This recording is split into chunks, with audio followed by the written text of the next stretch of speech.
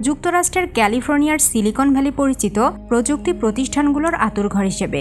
সম্প্রতি মাত্র ৪৮ ঘণ্টার ব্যবধানে ব্যাংকটি দেউলিয়া ঘোষণা করেছে। যুক্তরাষ্ট্রের আর্থিক প্রতিষ্ঠানের ব্যর্থতার ইতিহাসে দ্বিতীয় সর্বোচ্চ ঘটনা এটি। সিলিকন ভ্যালি ব্যাংক দেউলিয়ার পিছনে কারণ কি তা জানব কতে কুড়ির এ পর্বে।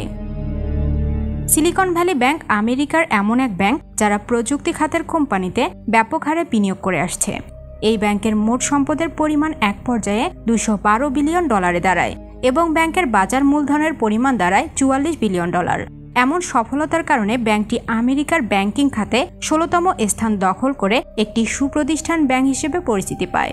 বিগত বেশ কিছুদিন ধরে আমেরিকার প্রযুক্তি খাত ভয়ানক খারাপ অবস্থার মধ্য দিয়ে চলছে, যার নেতিবাচক প্রভাব পড়ে এই সিলিকন ভ্যালি ব্যাংক সহ অন্যান্য আর্থিক প্রতিষ্ঠানের উপর। স্থানীয় সংবাদ মাধ্যমের প্রকাশিত প্রতিবেদন থেকে জানা যায় যে সিলিকন ভ্যালি ব্যাংক আমেরিকার অর্ধেকের বেশি স্টার্টআপ ভেঞ্চার কোম্পানিতে বিনিয়োগ করেছে। স্টার্টআপ ভেঞ্চার প্রযুক্তি কোম্পানির খারাপ অবস্থার কারণে সিলিকন ভ্যালি ব্যাংকের সম্পদের মান খারাপ হতে থাকে। সবকিছু মিলিয়ে আমেরিকার মধ্যম শ্রেণীর সুপ্রতিষ্ঠিত এই ব্যাংক মারাত্মক আর্থিক সংকটে পড়ে যায়। আর এই খবরে ব্যাংকের সাধারণ বিনিয়োগকারী ও শেয়ার হোল্ডারদের মধ্যে আতঙ্ক ছড়িয়ে পড়ে এবং এই বিনিয়োগ থেকে দ্রুত বের হয়ে যাওয়ার উদ্দেশ্যে এক ধরনের প্যানিক সেল শুরু হয়। ফলে সিলিকন ভ্যালি ব্যাংকের শেয়ারে ব্যাপক দরপতন ঘটে এবং এই ব্যাংকের বাজার মূলধন $44 বিলিয়ন থেকে হ্রাস পেয়ে $17 বিলিয়ন নেমে আসে।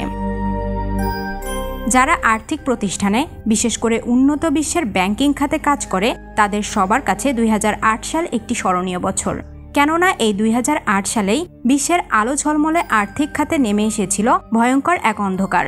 ২০০৮ সালে সংঘটিত অর্থনৈতিক মন্দার ধকল কাটিয়ে ওঠার পর থেকে আমেরিকার অর্থনৈতিক মন্দার সম্মুখীন না হওয়া এবং সেই সঙ্গে অর্থনৈতিক প্রবৃদ্ধি ধরে রাখার পেছনে এই প্রযুক্তি খাতের উল্লেখযোগ্য অবদান। কিন্তু বেশ কিছুদিন ধরে এই বৃহত্তম প্রযুক্তি কোম্পানিগুলো খুব খারাপ অবস্থার মধ্য দিয়ে চলছে, যার নেতিবাচক প্রভাবে এরই মধ্যে তাদের শেয়ার মূল্য পড়তে শুরু করেছে। অ্যাপেলের শেয়ার মূল্য হ্রাস পেয়েছে ২৫%, ফেসবুকের প্যারেন্ট কোম্পানি মেটা প্ল্যাটফর্মের শেয়ার মূল্য হ্রাস পেয়েছে ৬৫% এবং অ্যামাজনের শেয়ার মূল্য হ্রাস পেয়েছে ৪৯%। দেড় যুগ ধরে এসব বৃহত্তম প্রযুক্তি কোম্পানি সহ পুরো প্রযুক্তি খাত আমেরিকার অর্থনীতিকে ধরে রাখতে যেমন সাহায্য করেছে, তেমনি এখানকার ব্যাংক এবং আর্থিক প্রতিষ্ঠানগুলো ব্যাপক হারে এই প্রযুক্তি কোম্পানিতে পর্যাপ্ত বিনিয়োগ করে রেখেছে। প্রযুক্তি খাত যেহেতু সংকটে পড়েছে, তাই এর ধাক্কা আমেরিকার আর্থিক খাতে লাগাটাই স্বাভাবিক। তবে এই ধাক্কার সূচনায় কি সিলিকন ভ্যালি ব্যাংকের বর্তমান আর্থিক সংকট কিনা তা দেখার জন্য আমাদের হয়তো আরও কিছুদিন অপেক্ষা করতে হবে। যদি সিলিকন ভ্যালি ব্যাংক তাদের এই সংকট দ্রুত কাটিয়ে উঠতে না পারে এবং সেই সঙ্গে যদি আরও অনেক ব্যাংক এবং আর্থিক প্রতিষ্ঠান একই রকম আর্থিক সংকটের সম্মুখীন হয়, তাহলে উন্নত বিশ্বে ২০০৮ সালের মতো ভয়াবহ আর্থিক মন্দার পুনরাবৃত্তি ঘটার সম্ভাবনাই বেশি। আর যদি তেমনটা ঘটে তাহলে সেই মন্দার মাত্রা, ব্যাপ্তি এবং ভয়াবহতা হবে অনেক বেশি।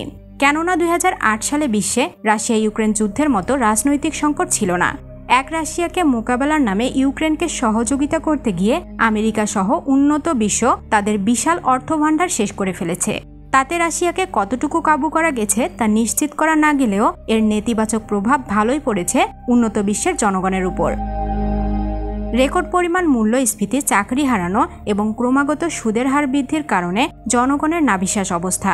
যে কোনো সময় তারা ফুঁসে উঠতে পারে, যার আলামত অতি সম্প্রতি জার্মানিতে দেখা দিয়েছে ইউক্রেনকে অস্ত্র সরবরাহের বিরুদ্ধে প্রকাশ্যে প্রতিবাদ জানানোর মাধ্যমে।